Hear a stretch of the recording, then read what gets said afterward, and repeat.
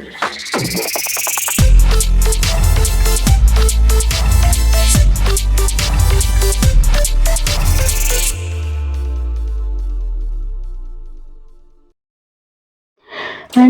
Hi, hello, நமஸ்தே, நமஸ்காரம்.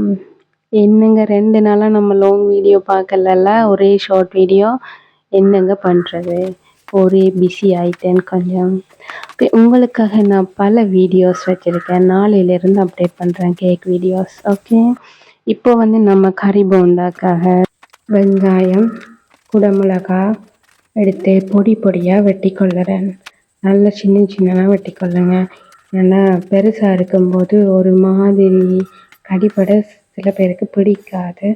So அதுக்கேற்ற மாதிரி பொடி பொடியாக வெட்டி கொள்ளுங்க. அதுக்கப்புறம் வந்து நம்ம அவிச்சு வச்ச உருளைக்கிழங்குல தோலை உரிக்க போகிறோம். அதுக்கப்புறம் உரிச்சிட்டு நல்லா மசிச்சு எடுக்க போகிறோம். உருளைக்கிழங்கு நல்லா அவிய விட்டுடுங்க. அவிச்சா தான் மசிக்க உங்களுக்கு ஈஸியாக இருக்கும். இல்லாட்டிக்கு உருளைக்கிழங்கு நசிப்படாது, கடிப்பட்டு கொண்டு இருக்கும். ஸோ அதுக்கப்புறம் அடுப்பை பற்ற வச்சு அடுப்பில் ஒரு சட்டியை வச்சு அந்த சட்டிக்குள்ளே எண்ணெயை ஊற்றி நல்லா எண்ணெய் கொதித்து வர வெங்காயத்தை போட்டு வதக்கி கொள்ளுங்க. வதக்கின பிறகு அதுக்கப்புறம் நம்ம வெட்டி வச்ச குடமிளகாயை போட்டு நல்லா வதக்கி கொள்ளுங்க. பாருங்கள், கலர்ஃபுல்லாக இருக்குது இல்லை? ஆமாம், அதுக்கு ஒரு பச்சை கலர் தான் குறையுது. அந்த பச்சை கலரும் போட்டு அதுக்கப்புறம் வந்து உப்பு, மஞ்சள் தூள் எல்லாத்தையும் போட்டு நல்லா கிளறி கொள்ளுறேன். தூள் வாடை போன பிறகு மசிச்சு வச்ச உருளைக்கிழங்கு போட்டு நம்ம நல்லா கலந்து கொள்ளணும். எல்லாமே ஒரே அளவில் மிக்ஸ் ஆகிற மாதிரி நல்லா கலந்து கொள்ளுங்க. அது பார்க்க நல்லா இருக்குல்ல?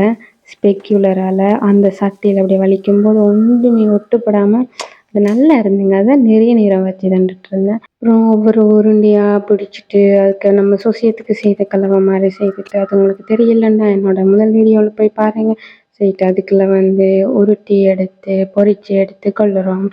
இதே போல் உங்களுக்கு வீடியோ வேணும்னா அல்லது உங்களுக்கு என்ன மாதிரி ரெசிபி எதிர்பார்க்குறீங்க அல்லது வந்து கேக் தான் செய்கிறத எதிர்பார்க்குறீங்களான்னா எனக்கு கமெண்ட் பண்ணுங்கள்.